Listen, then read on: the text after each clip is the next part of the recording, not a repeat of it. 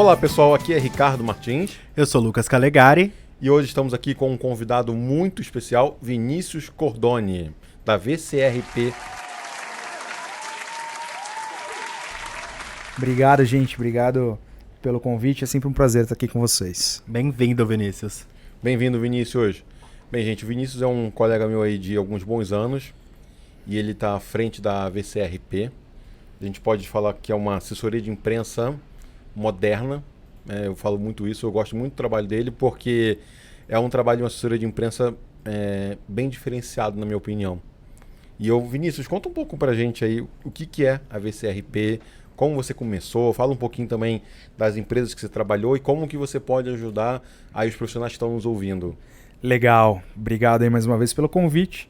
Minha trajetória aí na área de relações públicas e assessoria de imprensa começou por redação, né? Sou jornalista por formação, depois eu fiz pós-graduação, sou professor universitário também.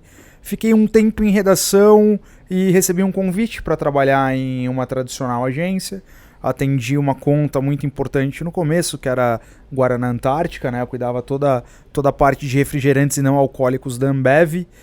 Fiquei por um bom tempo lá, foi uma excelente casa e logo recebi o convite para trabalhar numa outra assessoria, numa assessoria boutique, mas que me formou para a vida, que é onde eu tive familiaridade com o universo das startups e das fintechs. Tudo isso eu estou falando há 10 anos atrás. Então pude atender grandes contas lá, como o Gympass, como o Banco Inter, como o Nubank.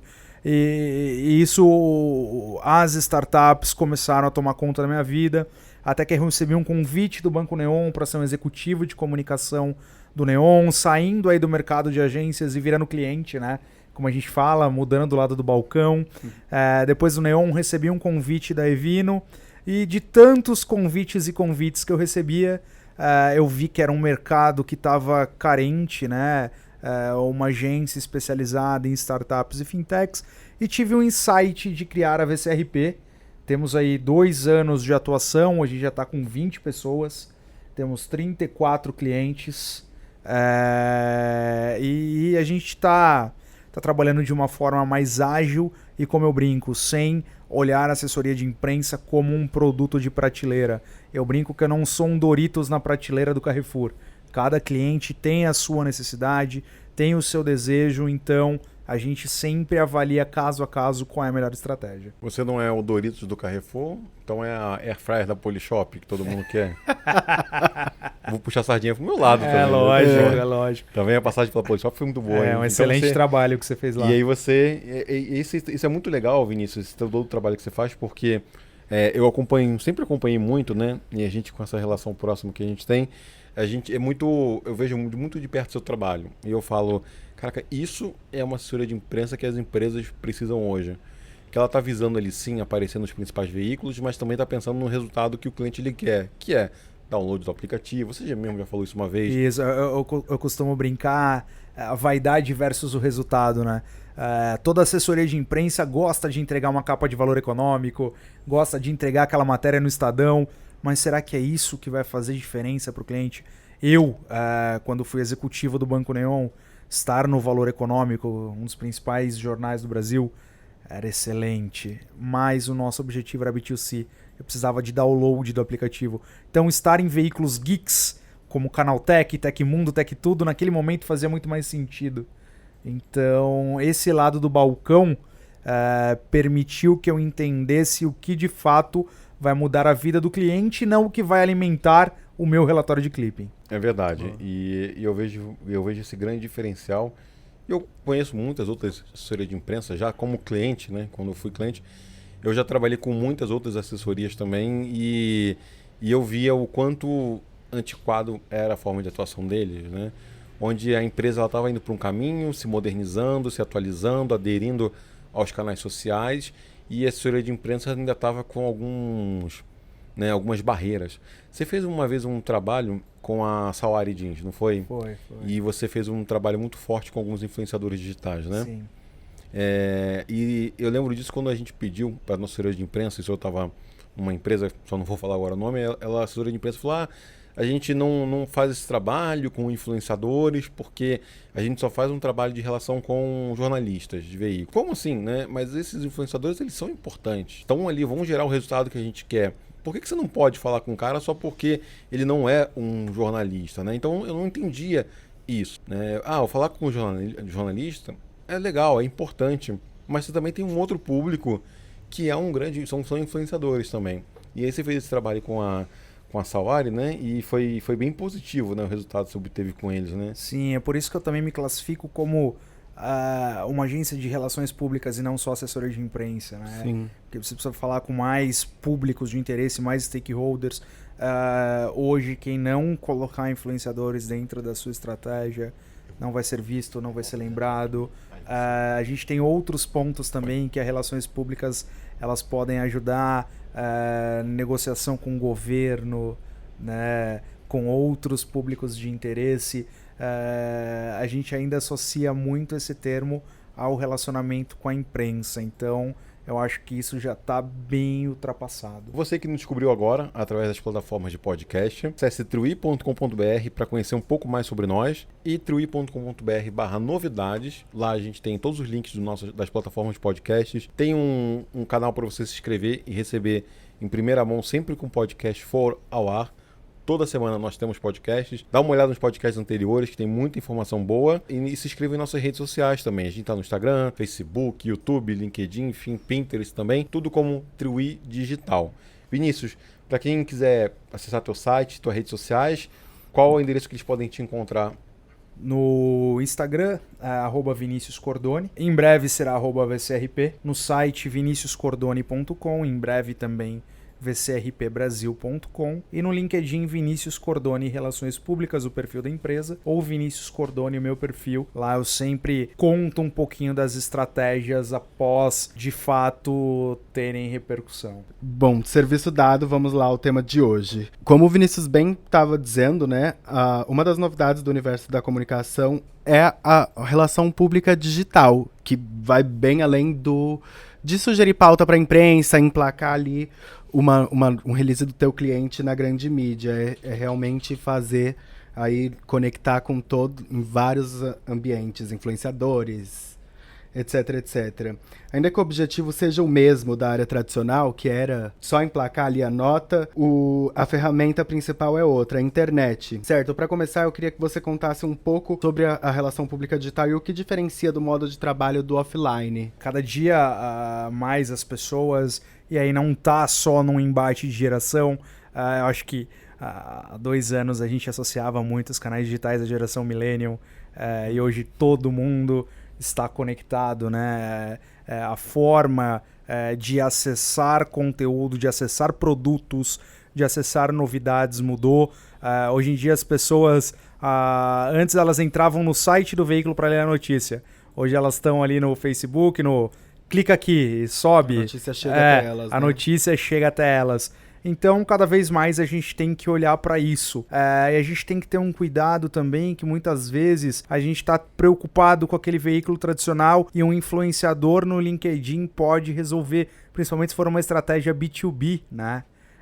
Muitas pessoas em uma estratégia B2B para vender por empresas estão desesperadas ali e a gente tem que entender que nem tudo é notícia. Os veículos hoje eles têm um filtro do que pode ser publicado ou não. Então esses influenciadores, por meio de conteúdo desses canais digitais, pode ser um excelente caminho para isso se perpetuar. No meio digital, né, eu quero falar agora um pouquinho de gestão, de risco e crise. No meio digital, por conta do alto alcance instantâneo das plataformas, pequenas fagulhas têm potencial nuclear, né? Sendo assim, a gestão de riscos deve ser prioridade na assessoria de imprensa digital, na relação pública digital? Com certeza, eu falo que a melhor forma de você gerenciar uma crise é você prevenir o risco, né? O risco ele vem antes da crise. A crise é quando aquilo ali já explodiu. E quando explodiu, o máximo que você pode fazer é um plano momentâneo de ou dar uma resposta ou de fazer um levantamento para entender como está. Então, o melhor é sempre dar um passo atrás. Principalmente, né, é bom nós, enquanto agência, trabalharmos com o nosso cliente Q&A, sabe? Dizer o que ele pode, o que ele não pode falar. Criar um manual. O CEO também, não só olhando para a gente, olhando para as marcas, eles têm que entender que a partir do momento que eles carregam o nome da empresa, eles representam a empresa de segunda a segunda, 24 horas por dia. Então, o que a gente vê hoje é CEO com posicionamento político no Twitter. Não estou falando que esses caras não podem se posicionar, mas eles precisam minimamente ver se isso está em linha com o que a empresa pensa. Porque hoje se confunde muito. Hoje muitas pessoas são a empresa, sabe? E nesse caso, um não posicionamento também não seria um risco? Ah, sim, com certeza. Com certeza. Eu acho que tem como se posicionar sem ser polêmico, né? Hoje em dia as pessoas associaram muito... ou eu tenho que falar que eu gosto, ou eu tenho que falar que eu não gosto, entendeu? Também não gosto daquelas marcas que costumam pegar carona em tudo. Eu acho isso... nem todo viral, nem todo meme você precisa entrar. Eventualmente rola algumas coisas na internet e alguns conteúdos assim do tipo, minha empresa precisa aderir a isso. Então, minha empresa precisa aderir ao Valentine's Day, minha empresa precisa aderir a esses temas, né, que surgem. Você vê muitas marcas que as redes sociais deles, os canais digitais deles, são baseados em dias comemorativos, né? Então tá postando lá de um dia, do outro. Pautado pelo calendário do Serasa. E não tem ali uma mensagem da marca, não tem uma relação com o público, não tem informações, aí você fica, nossa, a empresa só sabe colocar a data comemorativa. Acho que é uma falta de criatividade absurda. E eu tava falando isso ontem, num almoço, igual aquela empresa ou aqueles influenciadores que eles querem postar conteúdo porque eles têm o calendário. Eu acho que isso tem que ser espontâneo. Você se posicionar tem que estar em dia com a sua cultura, com o teu propósito. Não adianta eu chegar e falar assim, eu como empresa vou postar de segunda a segunda. Vai chegar quarta-feira, não tem um assunto, eu vou inventar um assunto porque eu tenho a obrigação de me pronunciar e postar, e aí o conteúdo acaba perdendo um pouco a qualidade. Eu tive em Votuporanga, num festival literário, com um grande articulista do jornal O Globo, obviamente não vou citar o nome, e ele falou assim, estou pensando em parar de escrever para o Globo. Eu falei, como assim? É o sonho de todo mundo? Ele falou, a minha inspiração não vem de segunda, quarta e sexta. A minha inspiração vem quando ela vem. E de segunda, quarta e sexta eu tenho obrigação de ter um artigo lá. Então a minha qualidade está caindo. Então é um exemplo muito bom e que eu deixo para as marcas também. Vinícius, voltando à questão da crise, né, que foi comentada foi uma pergunta do Lucas. Quando mesmo com a gestão de riscos bem feita, uma crise acaba por ser gerada, como atuar na gestão dela? Eu acho que o primeiro passo, a empresa ela precisa adotar um posicionamento, né? A empresa precisa monitorar para ver o tamanho disso. A gente tem um grande exemplo que é o que aconteceu com o Brumadinho. Depois de tanto tempo, até hoje tem comercial na TV mostrando o que eles estão fazendo, etc. O que fazer depende muito da crise. Como eu comecei aqui falando que o PR não tem receita de bolo, cada um caso. Eu vou falar o que não fazer. Se esconder. Nunca deixar de se posicionar. Nunca deixar de se posicionar. Porque uma vez que você se esconde, automaticamente você está assumindo uma culpa que possivelmente não é sua. Recentemente tivemos o caso da Baker, né? Da cervejaria. Exatamente. E eu não sei, mas até então eu não vi nenhum comunicado oficial deles. Apenas uma reportagem que foi dada num dos veículos, eu não sei agora qual, por uma profissional de lá. Mas não foi dado nenhum posicionamento deles até estarem procurando as vítimas, enfim. Estarem eles culpados ou não, se eles já têm provas que eles alegam que foi uma sabotagem, né? Mas de prestar um posicionamento do tipo, olha, esse problema ocorreu, nós estamos aqui para tentar achar as melhores soluções, os melhores caminhos para isso. Na crise, tem uma coisa que eu sempre falo no gerenciamento de crise, que é o seguinte: você só responde para quem pergunta para você. Então, mas isso que você falou, desculpa até interromper, e complementando o que o Ricardo disse, esse caso da cervejaria, além deles não se posicionarem, eles calaram o público travando comentários, etc. Como que você vai responder se você não permite que a pergunta chegue até você? Exatamente. Aí eu puxei esse papo por imprensa, porque chega uma nota por e-mail, etc. Certo. E, gente, não responder, se eu te acuso de alguma coisa e você não responde, eu fico falando 1001 coisas que eu quiser sobre você. Por quê? Você já foi pro corner, já tá na lona. Uma vez que você emite um posicionamento sobre isso, você me trava de avançar com algumas coisas. Então, quando as pessoas não se posicionam numa crise, elas vão deixar a imprensa falar o que elas quiserem. Então, a gente precisa, sim, de um posicionamento. Mas o que a gente não pode fazer, vamos supor que aconteceu uma coisa com a sua empresa e a Exame noticiou. Eu não vou mandar para Exame, pro Estadão, pra Folha e pro Valor, sendo que a Folha, o Estadão e o Valor nem estão sabendo dessa crise. Então, assim, eu vou estar explicando para eles que eu tô numa encrenca. Sim, nesse ponto eu entendi e concordo com você. Você vai responder para quem tá te perguntando, mas no caso das redes sociais, as pessoas querem saber. Não vale um posicionamento da empresa, por exemplo, Com nos canais certeza. de... legal. Sim, aí,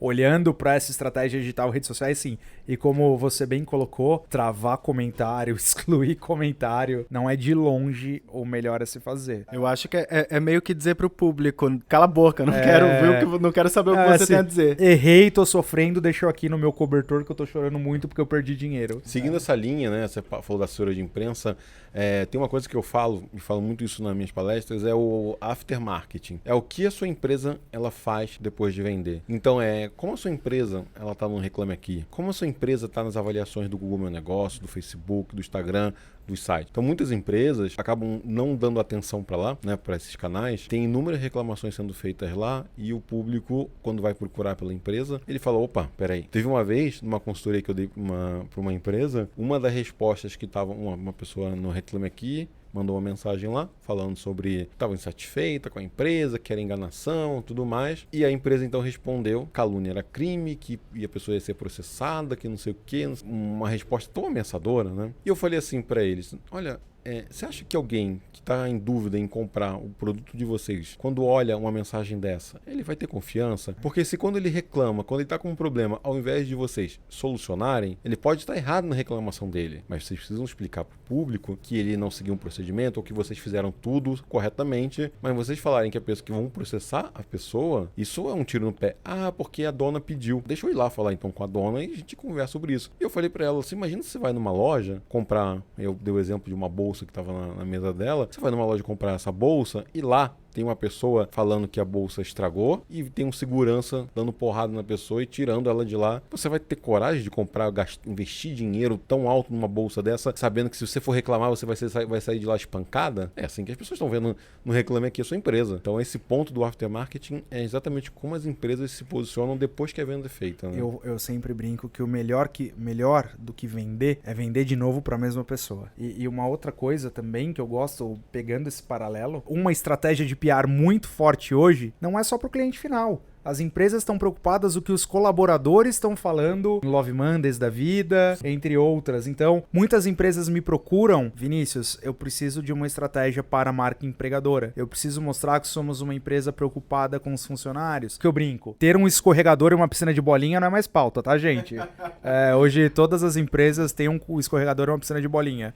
O que de fato vocês estão fazendo de diferente para os colaboradores de vocês. Mas você já nota que antigamente poucas pessoas tinham essa percepção de que eu preciso melhorar a minha imagem como marca empregadora. Agora isso é muito incipiente. Então essas empresas, principalmente as que eu atendo, elas precisam entender que o consumidor dela não é só o consumidor final, é o próprio colaborador, porque sem pessoas a gente não faz time. Isso que você falou é interessante, eu tava lendo esses dias, acredito que foi no meio mensagem, que com o respiro do mercado, employer branding vai ser a palavra do momento, porque o movimento vai ser o contrário, os profissionais vão escolher onde eles querem trabalhar, e não a empresa escolher qual profissional ela quer. E por isso investir em employer vai te garantir aí o... Eu como empresário, se eu puder passar uma dica para quem está nos ouvindo, vejo muitas pessoas que chegam nas entrevistas com medo. Se vocês soubessem que nós precisamos mais de vocês do que vocês da gente, então é exatamente isso. Hoje você escolhe onde você quer trabalhar. Então essas empresas estão com a preocupação. Antigamente, você se preocupava muito mais com o seu currículo. Hoje as empresas se preocupam muito mais como você vai dar uma avaliação no Love Mondays para ela. Dia e noite surgem aquelas planilhas misteriosas de como é trabalhar nas agências. Aquelas planilhas ocultas. Como é trabalhar aí, versão tanto... em que todo mundo... É isso, gente. Vinícius, mais uma pergunta... E vai bem de encontro a isso que a gente está falando. Então, é altamente essencial que as empresas invistam na presença e reputação digital, certo? Explica um pouco mais. Sim, com certeza. Eu brinco que reputação é um cofre, onde todo dia ali você vai depositando. E um dia, se acontecer qualquer risco, qualquer dano com a imagem da sua empresa, você tem um colchão reputacional, assim como você tem um colchão financeiro, né? Vamos falar de grandes marcas que já passaram por crise. Alguém deixou de tomar Coca-Cola depois que supostamente tinha um rato na Coca-Cola? Não, por quê? Coca-Cola é uma marca sólida, uma marca de respeito, uma marca que está há muito tempo no mercado, uma marca que se posiciona, que se comunica, é preocupada com o dia a dia das pessoas. Quando aconteceu o rato, se posicionou. Mas agora, alguém aqui vai abrir pra gente uma cerveja de BH? Difícil pergunta. Não vai. Não dá pra generalizar, mas mas não se posicionou, não tem uma constância, não fala com todo mundo. Então, a presença digital, gente, não é só para vender, é o seu colchão reputacional. As empresas precisam entender que as plataformas digitais hoje, mais do que B2B ou B2C, é credibilidade, reputação, é ser uma marca admirada. Os clientes da Truí, grande parte são B2B e indústrias, né? E aí a gente divulgou que a gente teria esse podcast, então, com você, e a gente recebeu uma pergunta, Rodrigo, de Ribeirão Preto, que ele fez o seguinte, a pergunta: assessoria de imprensa para uma indústria tradicional, ela pode ser moderna, pode ser eficaz, ou ainda são as mesmas atitudes das velhas assessorias de imprensa? Sim, ela pode e deve. Tudo isso depende do quê? Do que a gente identificar lá dentro, do que ela está fazendo de diferente e qual o grande objetivo do cliente, tá? Todo mundo me faz essa pergunta. O que você pode fazer pela minha empresa? E eu devolvo a pergunta, qual é o seu objetivo? Por que você quer se mostrar moderno? Por que você quer se mostrar inovador? Você quer angariar novos parceiros? Você quer vender para um público diferente? Então, essa é uma tecla que eu bato, que comunicação a gente não tem como falar de forma genérica. A gente tem que fazer uma imersão e entender o que está ali dentro que possa ser usado como inovação. Hoje em dia, todas as empresas falam que elas são inovadoras. A gente precisa buscar elementos que comprovem. No caso de uma indústria, ainda mais trabalhando pro B2B, com certeza deve ter, mas a gente precisa explorar, entender. Não existe relatório sem o diagnóstico. E uma receita de bolo, né? Não existe uma receita de bolo. Como facilmente a gente encontra muito aí, né? Em marketing, uma série de outras áreas. Receitinha de bolo para fazer o teu Instagram tanto. Receitinha de bolo para isso. Se criou receitas de bolo para tudo. Né? Como também, por exemplo, quero entrar no mundo digital, vamos criar e-books. Eu vejo muito isso. Aí uma vez a pessoa falou assim, não, porque tô aqui, a gente vai criar uns e-books e tal. Aí eu perguntei para ela assim, quantos e-books você leu nos últimos 6 meses antes de você comprar alguma coisa? Aí a pessoa falou, nenhum. Aí eu falei assim, e por que seu cliente precisaria ler um e-book para comprar de você, na verdade? Ela trava. Né? Aí a pessoa ficou, isso faz sentido, eu estava discutindo isso aqui dentro essa semana com os diretores. Então é um ponto, né? Porque se criou receitas, um dos próximos podcasts que a gente vai gravar vai ser sobre growth hacking e falando justamente sobre esses pontos, né? De hacks que se tem ou que o pessoal cria hoje para você conseguir mais isso, mais aquilo. E é muito importante dizer também, por exemplo, pessoas chegam, curam Vinícius, eu quero o mesmo trabalho que você fez com o Banco Neon. Eu quero o mesmo trabalho que sua agência está fazendo com a Acreditas. A gente acabou de ganhar conta do programa de aceleração da Visa. Quero o mesmo trabalho que você está fazendo com a Visa. Gente, não existe o mesmo trabalho. Você tem uma história para contar diferente. Você tem um produto diferente. Você tem um tamanho diferente. Público diferente. Então, vai muito de encontro ao que você acabou de falar. Book pode funcionar para um? Para um pode, não necessariamente para você. Estar em veículos de tecnologia pode funcionar muito bem lá na época do Neon? Pode. Como pode, de repente, não funcionar para o Nubank. Não é porque as empresas estão conversando ali com o mesmo público ou tem um serviço parecido que a mesma estratégia vai funcionar para um e para outro. É verdade. Lucas, você tem mais uma pergunta para ele? Porque eu tô com mais uma aqui de um telenauta. Peraí, antes, você tem uma pergunta de quem? De um telenauta. Você poderia me explicar, por gentileza, o que é um telenauta? Bem, telenauta é toda aquela pessoa que assiste algum conteúdo através da internet. Principalmente, por exemplo, assiste um Netflix, assiste um YouTube, tem o telespectador, pessoas que assistem a televisão, né? Então um telenauta é o cara que assiste vídeos pela internet? Que assiste o conteúdo pela internet. E qual é a diferença do telenauta pro internauta?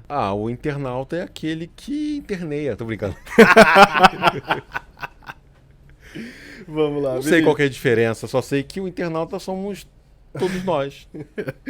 A gente acabou de... Bem explicado. De uma forma, em tom de brincadeira, mas pegar alguns elementos. Muitas vezes essas empresas inventam nomenclaturas, inventam alguma coisa que começa a pegar. E a hora que a gente vai ver, a gente vai aqui falando sobre a palavra telenauta. e cai na boca de todo mundo e começa a repercutir, sabe? Então, muitas vezes... E nasce uma palavra. E nasce uma palavra, entendeu?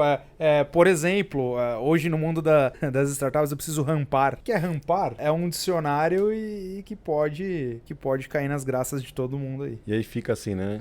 Cada 10 palavras que se fala, 11 são Jargões. criadas, são jargões. E aí você tem uma conversa que você tá meio fora do meio, você fala, opa, peraí, rampar. Você fala, opa, o que é isso? Aí tem o pivotar. Pivotar. Pivotar. Cara, o que é pivotar? Tipo, quem não tem pivotar. Eu mesmo já não conheço pivotar. Tem você falou, tem um Love Money. Conheceu um cliente que estava iniciando o projeto dele. Eu iniciei com Love Money, né? Agora eu já consegui um capital e tal. Sim, legal. Eu fui pesquisar, né? Love Money na internet depois. É o dinheiro que você tem de familiares e amigos para você começar a investir no negócio. Love Money. E aí você tem esse Love Money, que é o dinheiro que você pega com familiares, com amigos, enfim, para você começar teu negócio. E aí depois você... Obviamente minha família estará ouvindo esse podcast, então aceitamos Love Money. Vinícius, eu tenho uma pergunta.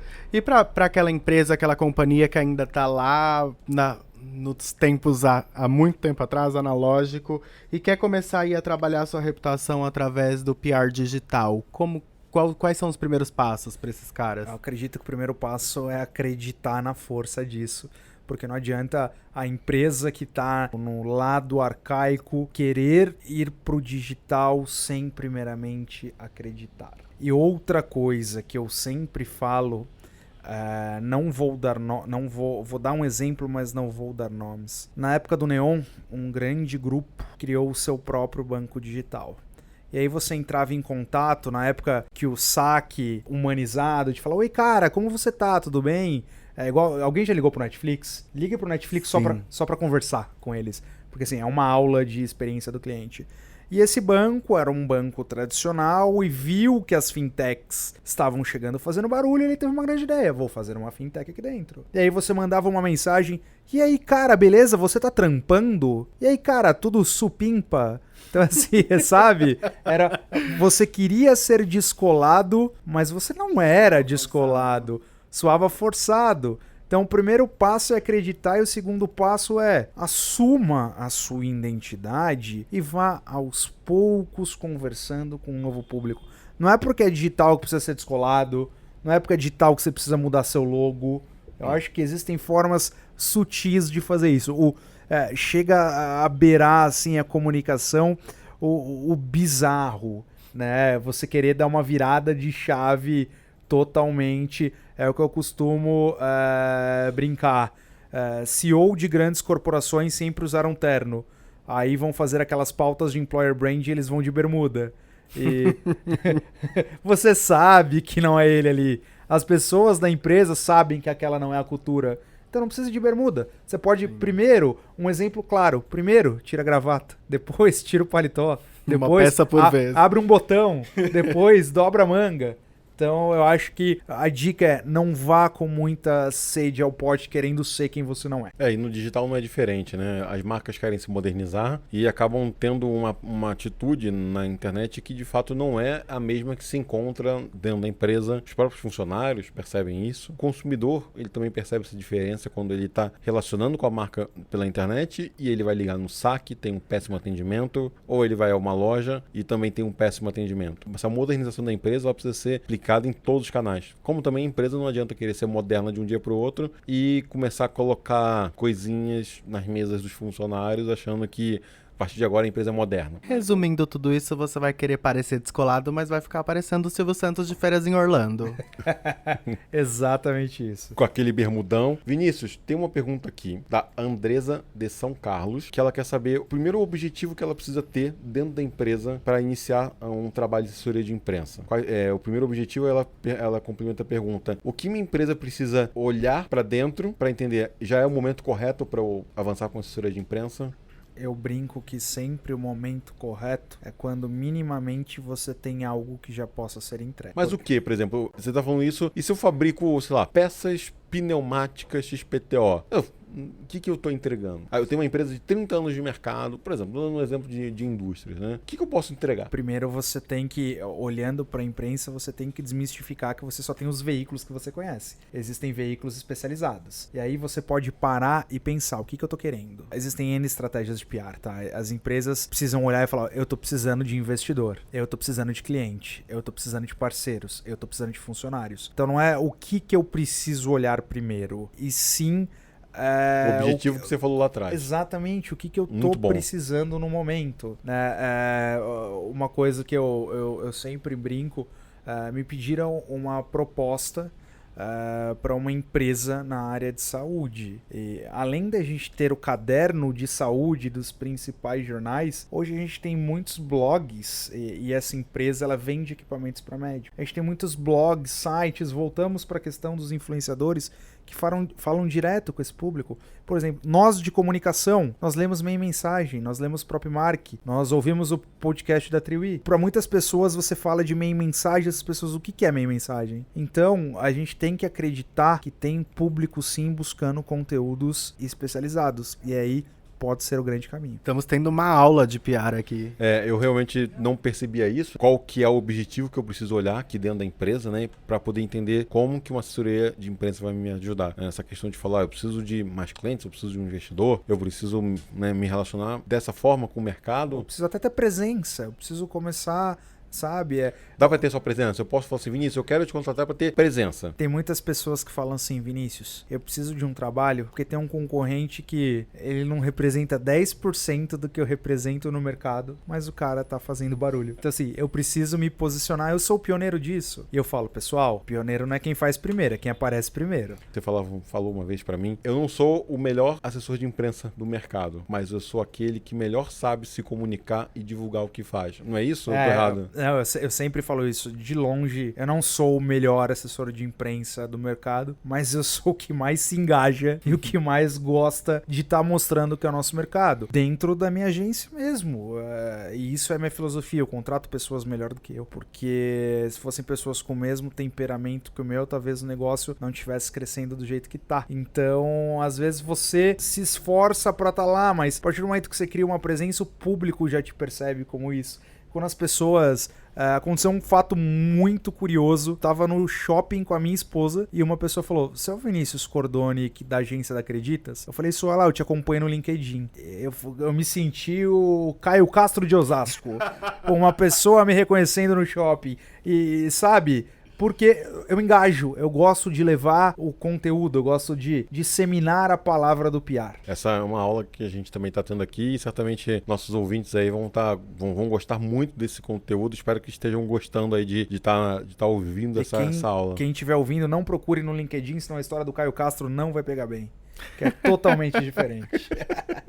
Entendi. Legal. E Vinícius, você evoluiu muito, né, nesses últimos 2 anos aí, né? Hoje você está com um novo escritório maior, com mais profissionais trabalhando com você, novos clientes também com você. E isso tudo eu acho que foi resultado do teu trabalho, da tua dedicação, do teu esforço, né? Sim, com certeza. E mais do que isso, de entender, né? Eu acho que existem profissionais, empresas que já chegam na mesa com o cliente falando, você precisa fazer isso, você precisa... E não dá tempo de ouvir o que a outra pessoa tá falando, né? E também muito pela agilidade, né? Eu brinco que navio não dá cavalo de pau.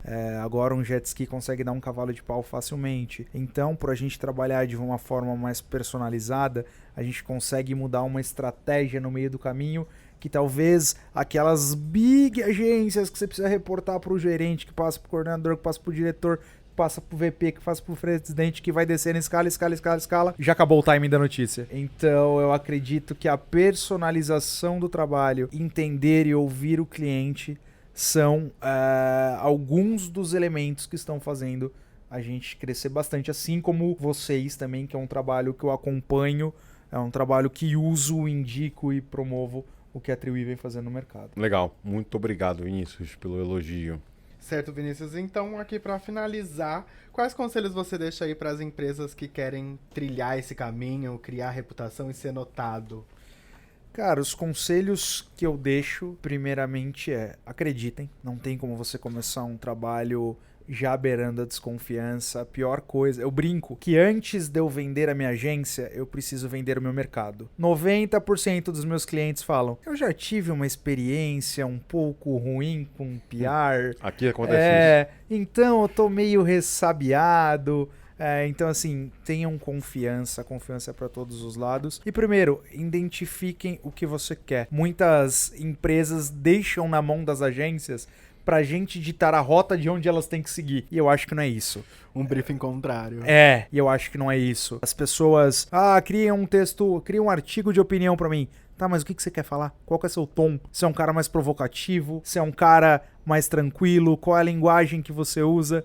Então, as empresas, elas precisam primeiro se entender, depois conseguir colocar pra fora o que elas precisam. Não somos mágicos, né? A gente apenas é especialista naquilo que a gente se propõe a fazer, mas é sempre uma via de mão dupla. Muito legal, Vinícius. Novamente, obrigado aí pela tua participação. Eu acho que foi um bate-papo muito legal, deu para esclarecer muitas coisas, entender aí como que a assessoria de imprensa moderna hoje trabalha, né? E é uma coisa que não dá para não se modernizar, não dá para não se atentar a isso. O público hoje, ele é muito... Eu falo que daqui a pouco os decisores de opiniões dentro das empresas, decisores, eles vão ser os jovens de hoje em dia, né?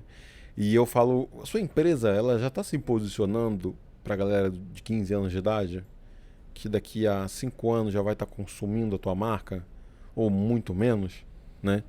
Daqui a alguns poucos anos, essa galera já vai estar economicamente ativa, trabalhando, e eles vão estar logo mais nas grandes empresas e tomando decisões. Se a tua empresa ela não se modernizar, não encontrar esses novos caminhos, inclusive tem até uma frase que eu li que não dá para você descobrir novas terras utilizando velhos mapas, né? E muitas empresas querem justamente isso, né? Eu quero vender mais, eu quero aparecer mais, e utiliza de velhas estratégias ainda para isso. Não se modernizou e não quer se modernizar. Então, as empresas hoje, ou elas se modernizam, ou certamente vão estar fadadas aí ao insucesso. Assina embaixo do que você falou, concordo plenamente. Bem, pessoal, obrigado por estarem nos ouvindo hoje. Lucas, muito obrigado pela sua participação. Obrigado você, Ricardo, pela oportunidade. Mais uma vez, obrigado, Vinícius, por aceitar o convite. Vinícius, é isso, imagina. Muito obrigado.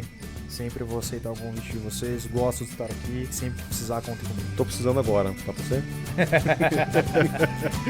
Valeu, querido. Obrigado. Valeu, um abraço. Imagina, um abraço, pessoal.